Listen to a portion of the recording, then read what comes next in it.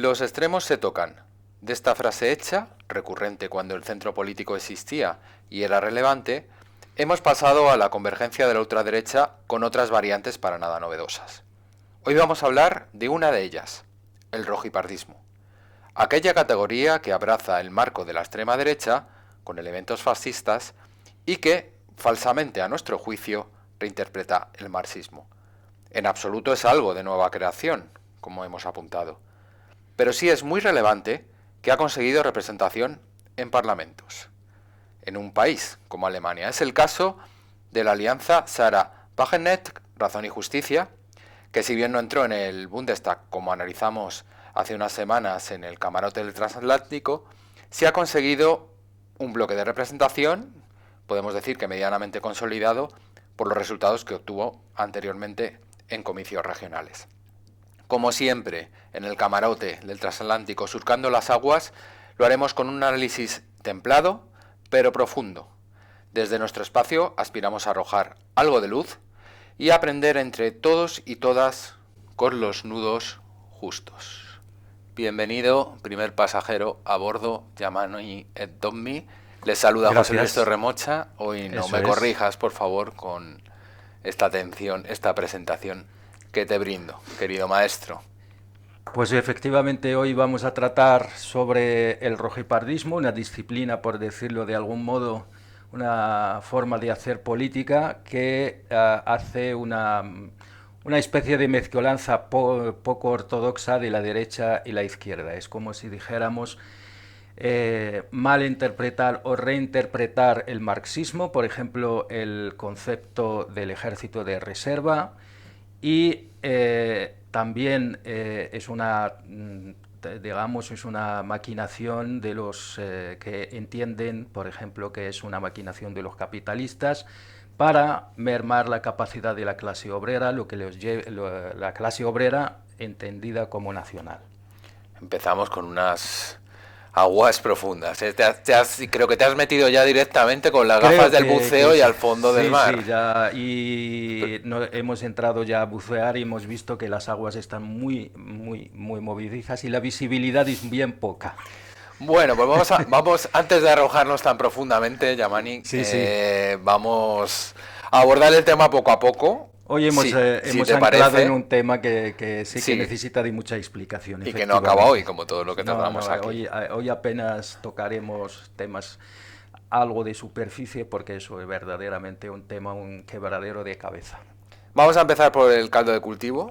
Eso es. Ya, pues les anticipo a la audiencia que nos riñan y nos corrijan si caemos excesivamente en el eurocentrismo, ¿vale? Porque pues, este programa tiene su puerto en Iberia y en el Mediterráneo, tiene uno de sus puertos ahí y a veces estamos ahí muy encallados, ¿no?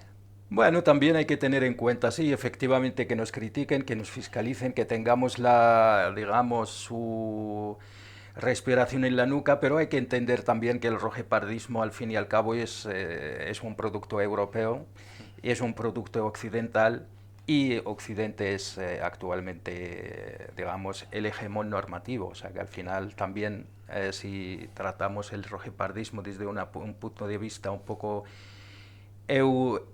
casi yo diría eurasiático, también porque es Eurasia. el producto de esta región hegemónica, así que...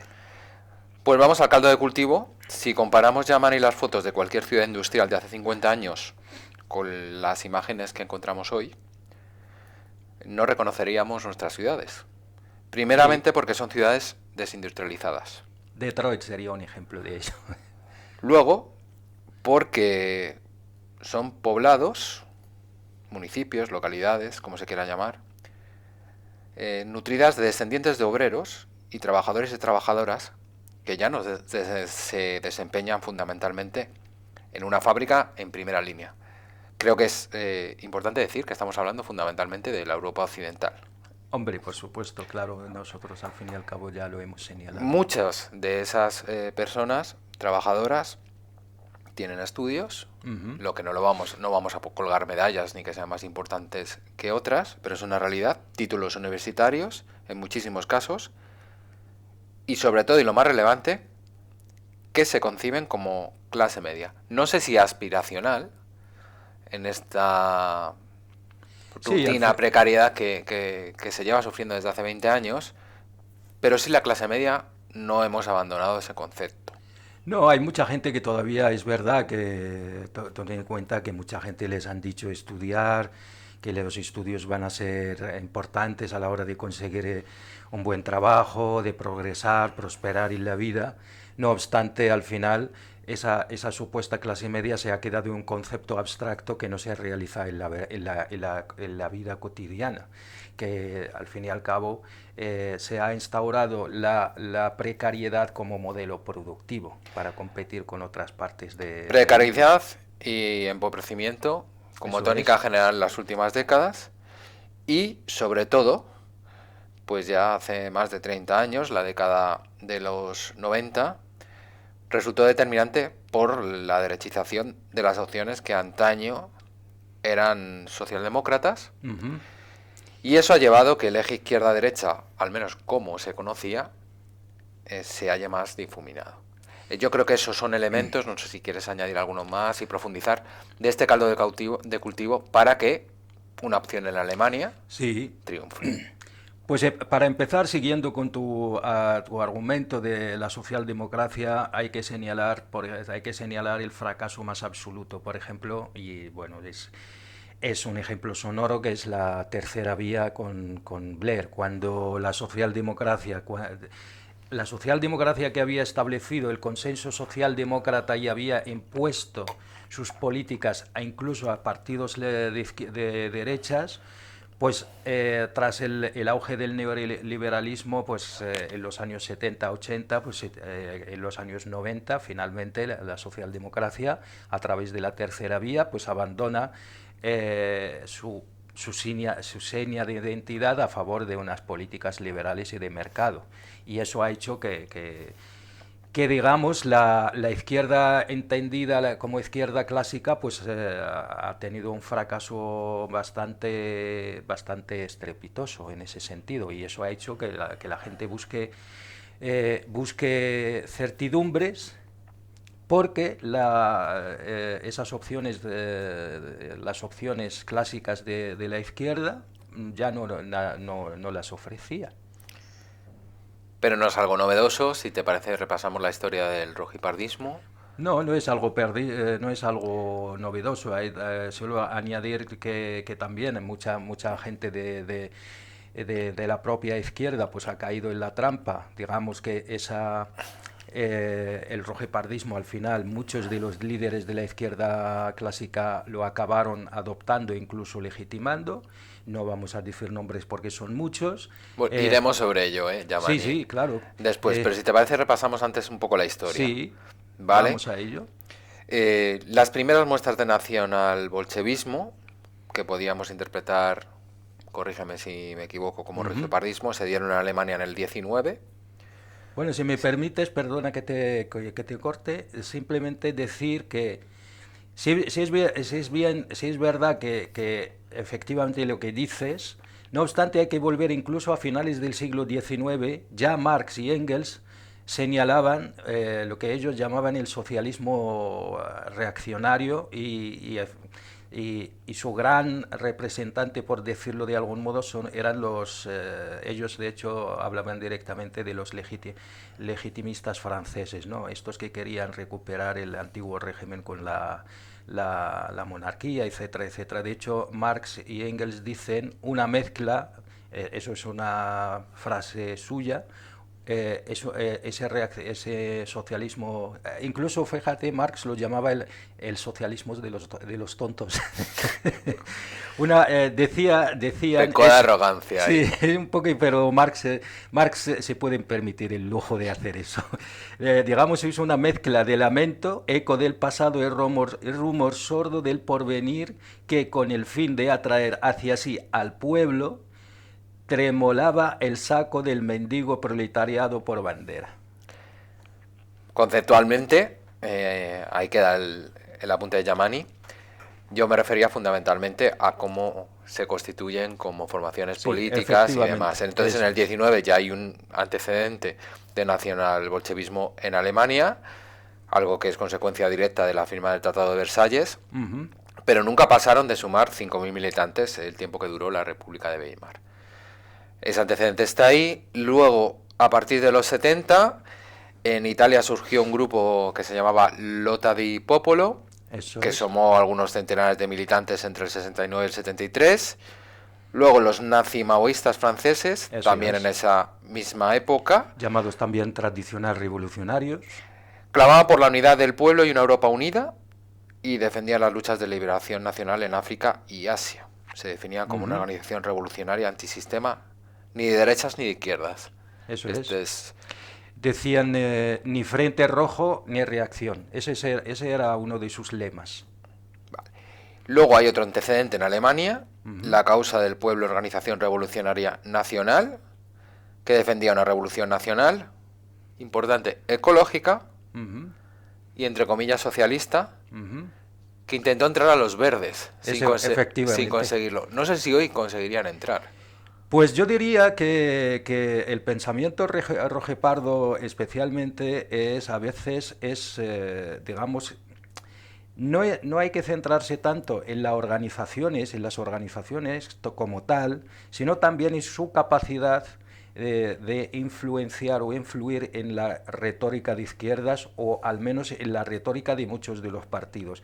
Yo en este sentido de lo que tú dices, José Luis, si nos fijamos en la evolución de los verdes, que hoy o ayer, creo que hoy han llegado ya a un acuerdo con el nuevo canciller junto con el Partido Socialdemócrata para aumentar el gasto militar.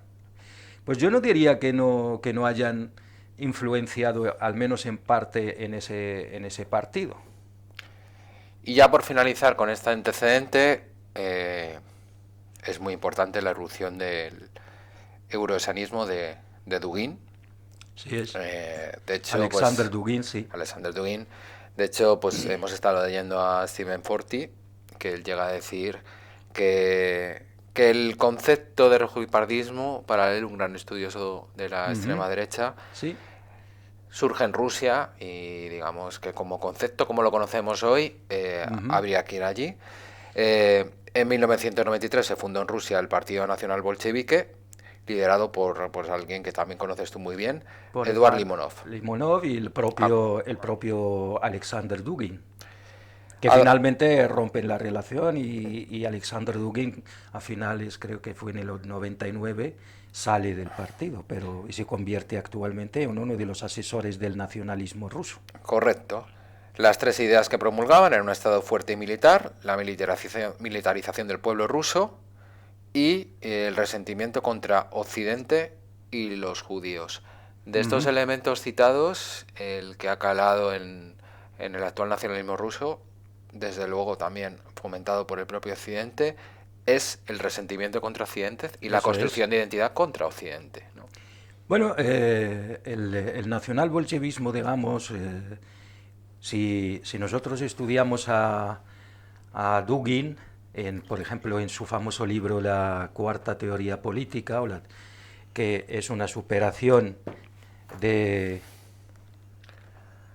Dragitovs también. sí, del liberalismo, él está en contra del individualismo y eso es un hecho liberal occidental.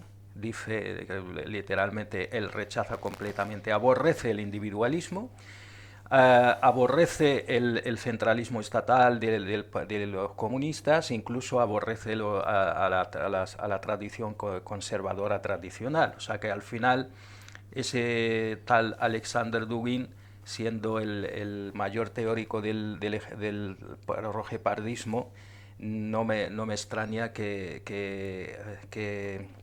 digamos que tenemos que volver a este señor para entender el rojepardismo. Es absolutamente necesario volver a Dugin para entender el rojepardismo.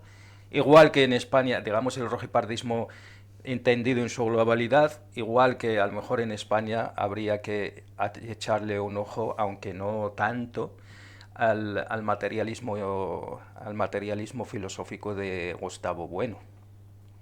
También, yo creo que encaja perfectamente en lo que has dicho, pese a que pues algunos a lo mejor no.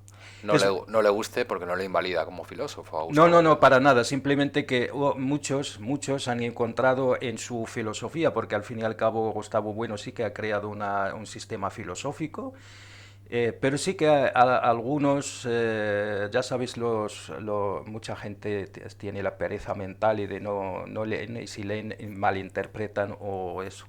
No vamos a cuestionar la capacidad filosófica de Gustavo Buenos, pero sí que al menos dicho así, se le ha malinterpretado. Hay unos elementos comunes actualmente que vamos a desarrollar. El rojipardismo se integra con los ultraderechistas, asumiendo categorías o discursos presuntamente de la izquierda. ¿Consideran las categorías izquierda-derecha amortizadas? Ujú. De hecho, ellos ¿Tienen enemigos comunes? casi están en contra del mito de la izquierda. ¿Tienen enemigos comunes como George Soros y Bill Gates? Efectivamente, el globalismo. ¿Insisten en la soberanía nacional? Ujú. Yo creo que esto se ve muy claro en estados que tienen varias nacionalidades. Cuando Sí, dicen la unidad de, está claro que para ellos la unidad nacional significa una sola cosa, significa la homogeneidad cultural. correcto. Suelen ser conservadores, enemigos acérrimos del posmodernismo. Sí, y diría incluso de la modernidad como tal.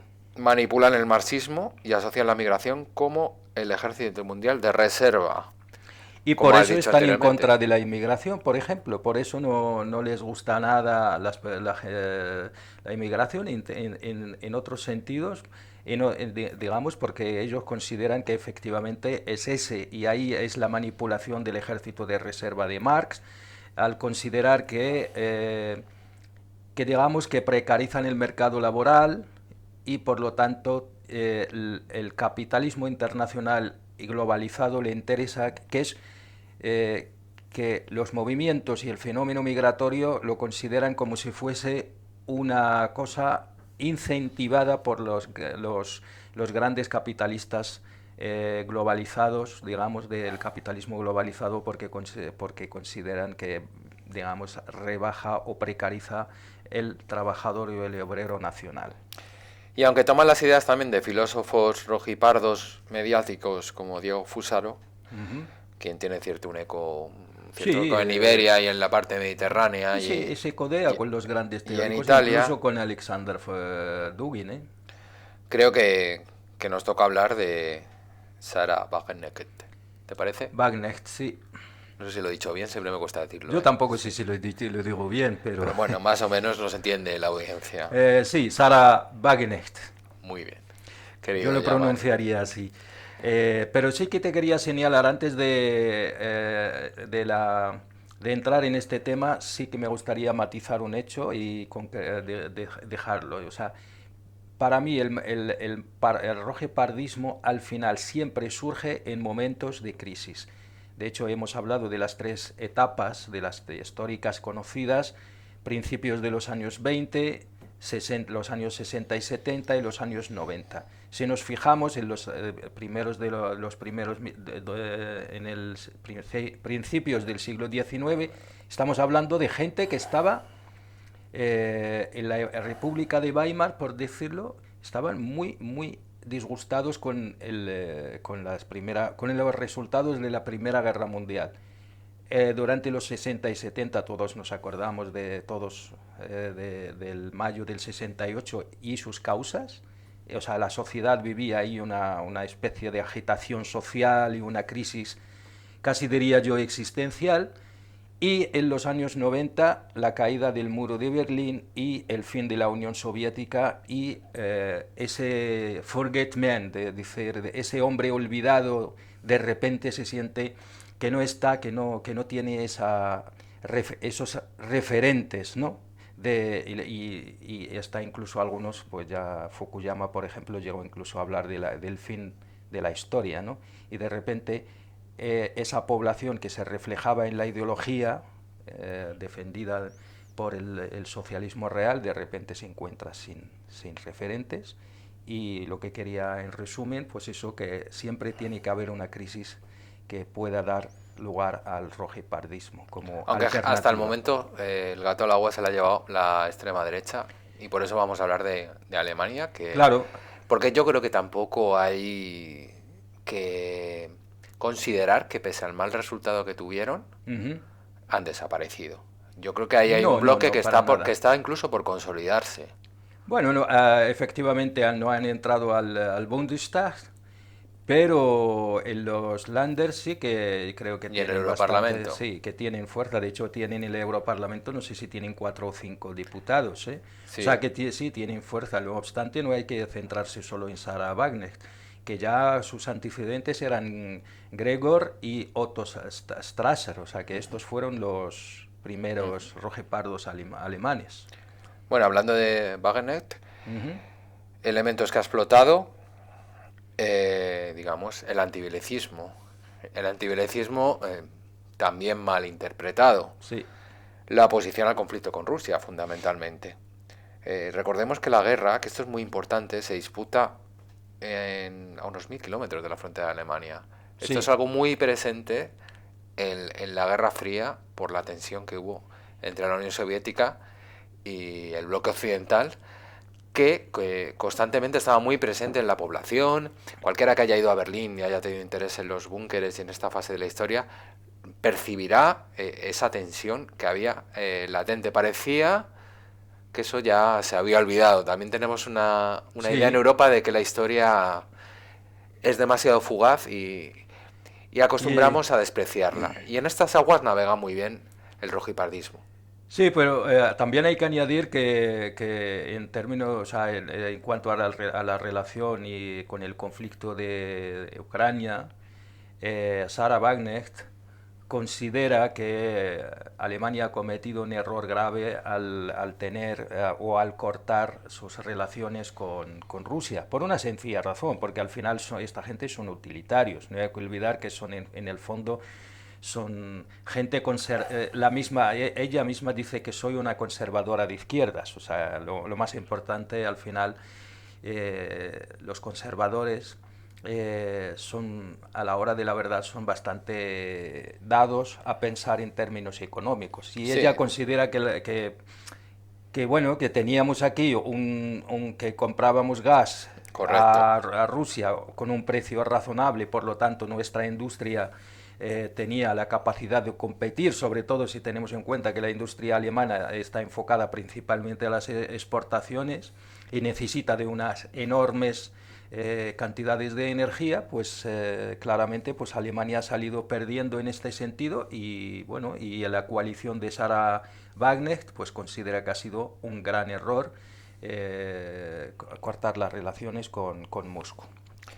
Ha llegado a declarar en este sentido que la política exterior que ella propone está en línea con la tradición del canciller Willy Brandt y del Uh -huh. presidente soviético Mikhail Gorbachev, que se opusieron Efectivamente. a la lógica de Guerra Fría con una política de distensión y del equilibrio de intereses y de la cooperación internacional, llegando a dejar claramente su opinión de esta manera. Rechazamos de manera fundamental la solución de los conflictos con medios militares. Tú ahora hablabas de una coyuntura en que los verdes están Uh pidiendo -huh. el armamento del gasto militar Sí. y que la población alemana, gran parte de ella, no entiende que se siga en este conflicto con Rusia por el encarecimiento de la producción y el empeoramiento de su nivel de vida. Pues no solo esto, sino que todos sabemos que Alemania y la ley fundamental alemana se prohibía superar el 60% de la deuda.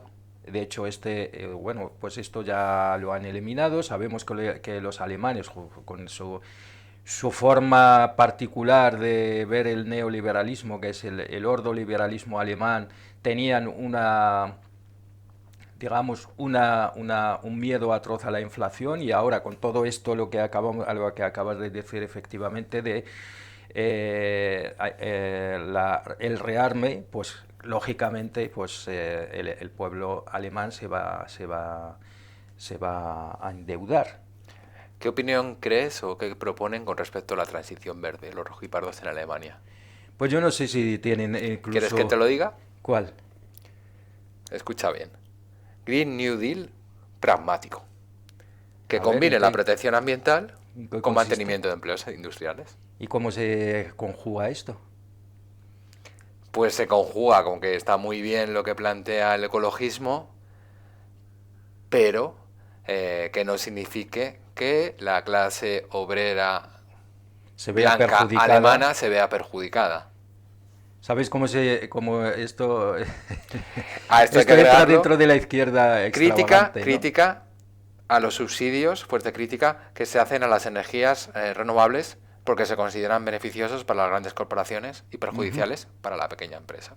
Ah, claro, para las pymes, ¿no? Que ellos efectivamente tienen una gran relación con las pymes, las pequeñas y medianas empresas. De hecho, es su gran baza.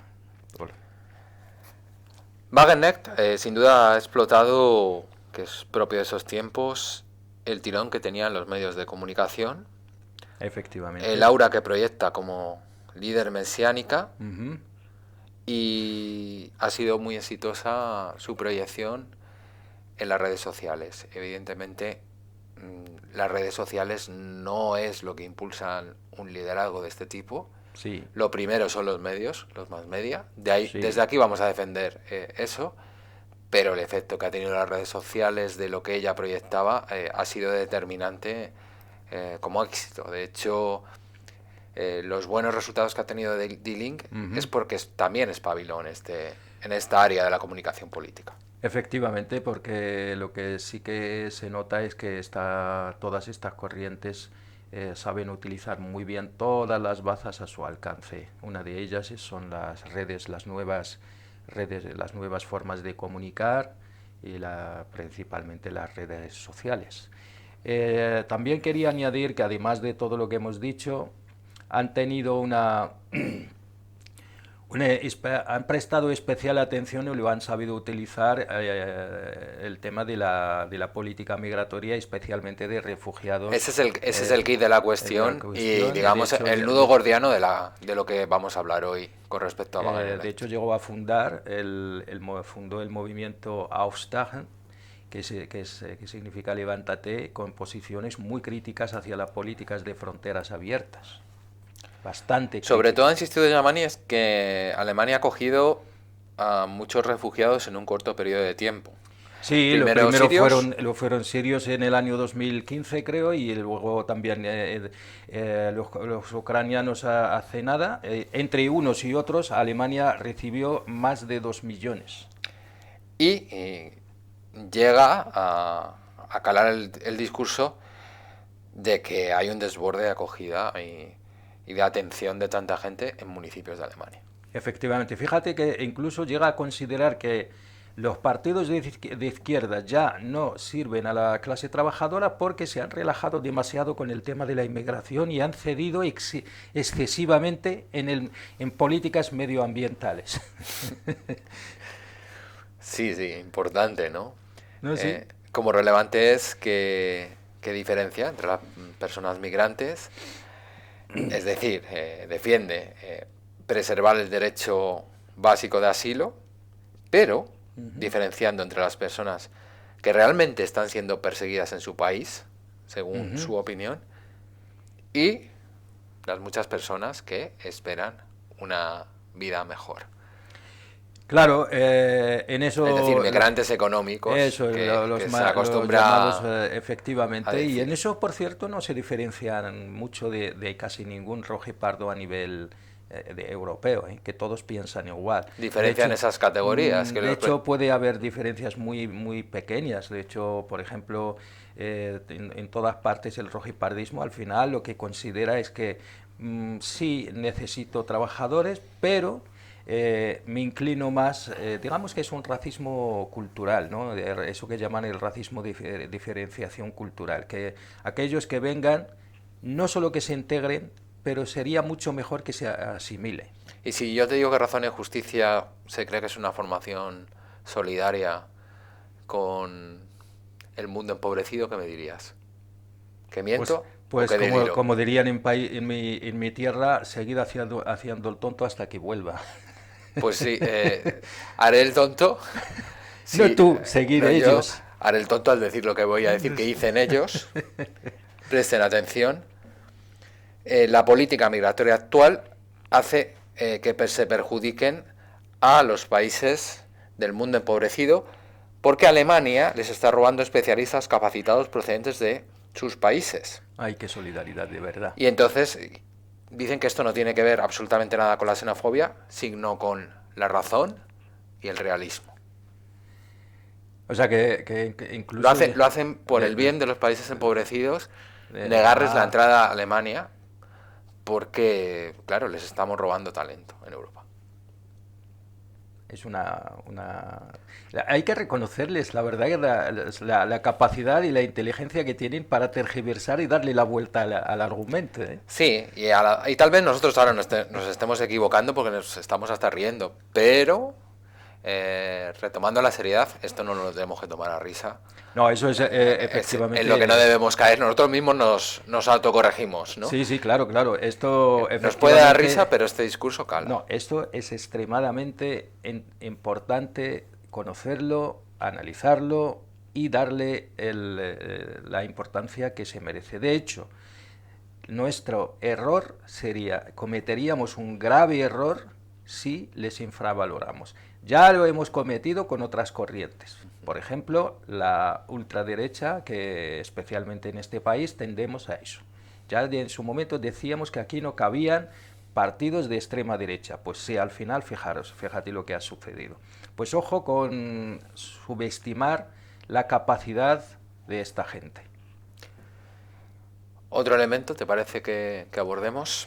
Pues a mí me parece Elemento genial. post-COVID, las Pues sí, antivacunas. sí, efectivamente, sí. Tuvieron conexión con toda aquella comunidad Ujú. que esto ha pasado un poco lo mismo que dices, que en toda Europa hasta se mofaban de la gente que no se quería vacunar, como diciendo que eran Ujú. unos inconsecuentes y Sí, que sí. unos frikis y unos raros. Ujú. Pues con millones de alemanes conectó Sarah Wagenknecht porque eh, cuestiona las vacunas. Digamos, no es antivacunas, pero tiende la mano a aquellas personas que decidieron no No hacerlo. vacunarse, haciendo declaraciones que, bueno, que se trataba de vacunas nuevas, cuyos riesgos no pudieron investigarse adecuadamente en tan poco tiempo, pero luego hay otro elemento que no va a confrontar tanto porque ¿quién fabrica las vacunas? No hay empresas alemanas que lo hacen. Bueno, yo creo que una de ellas es, no sé, no recuerdo si era Astra o... Correcto. Bueno, eh, AstraZeneca creo que es británica. Que nos corrija eh, la audiencia. que nos corrija, pero por lo menos estoy seguro que estamos Pfizer. Pfizer. Pues mira, efectivamente. Efectivamente ellos se van a mover en esas aguas turbias entre, por un lado, hablan de la necesidad de apoyar la industria nacional. Por cierto, ellos nunca se llaman nacionalistas, sino patriotas, confunden el patriotismo con el nacionalismo y ahí radica su peligro. Pero por otro lado necesitan proteger a, digamos, esa otra retórica de que nosotros protegemos al trabajador y al obrero nacional. Bueno, de hecho decían que quien no Y se vacunaba contra la COVID estaba siendo difamado, excluido, apartado de la vida pública, incluso a veces en su vida profesional, y eso no podía ser. claro, claro, por eso digo que por un lado tiene la necesidad de proteger o de defender la industria farmacéutica nacional, pero por otro lado tiene la necesidad de defender a ese trabajador que no ha querido vacunarse. Entonces, probablemente de ahí viene su ambigüedad en el sentido no estar tan enfrentada o confrontada a la vacunación, pero tampoco a la gente que no se vacuna, no tanto como lo ha hecho, por ejemplo, Macron en Francia o algunos líderes políticos, incluso aquí en España, que no vacunarse era como básicamente estar fuera, estar condenado al ostracismo. Pues eso, en ese sentido te decía que esta gente sabe captar los sectores populares que se quedan huérfanos de referentes. Así es, y ya si te parece por último, para acabar con el rojipardismo en Alemania, Ujú. por mencionar el tema de la vivienda, que va a ser un tema transversal que vamos a tratar todo lo que podamos Sí, en este espacio, directamente se culpa a la migración. Eh, Llegan a decir que cuando faltan 700.000 viviendas en el país, sí. no se puede recibir a cientos miles de migrantes. Y esto es un mensaje que cala. Cala tanto en la vivienda como en todo Pero lo que cala tiene en, que ver todo, con lo en todos público. los Porque hay un ámbitos, problema de vivienda real en Alemania. pero no solo en Alemania, cala en todos los ámbitos, en el sentido de que efectivamente un ciudadano o ciudadana puede sentirse amenazada por el que viene de fuera, pero si encima hay una política como Sarah Wagner que te da la razón, pues te sientes efectivamente identificado con ese movimiento o esa teorización o esa praxis política. Por eso decíamos cuidado con esta gente. Por cerrar el tema de Alemania, pues por situarlo, por completar este mapeo, como hemos dicho, se quedó a escasas décimas de entrar en el Bundestag, pero anteriormente cosechó muy buenos resultados en los Ujú, estados federados de Turingia y Sajonia, donde logró ujú, casi un 16% sí. y casi un 12% respectivamente. Y las elecciones al Parlamento Europeo, a las que hacías tú anteriormente referencia, consiguió un 6,2%, que le dieron 5 escaños, como habías apuntado, y en su momento más del doble que Die Linke, que la izquierda. Bueno, sí, de hecho, bueno, de hecho esto lo hemos hablado ya hace, no, en el anterior, uno de los anteriores programas que decíamos que también esta Sarah Wagner ha tenido unos buenos aliados en las bien alianzas en las encuestas. De hecho, hubo momentos en que le daban un 27% de hecho decían que incluso uno de cada tres alemanes votaría a Sarah Wagner si se presenta a la Cancillería. Y ya, bueno, por finalizar, apartamos Alemania, si quieres ya para ponerle final al programa. Ujú. El rojispardismo fuera de Alemania que tenga anclaje. Bueno, pues tenemos especial, creo que hay que prestar atención, mucha atención a Italia. Italia es un laboratorio interesantísimo para muchas de las teorías políticas y en Italia efectivamente también, de hecho, uno de los mayores teóricos del rojepardismo es italiano.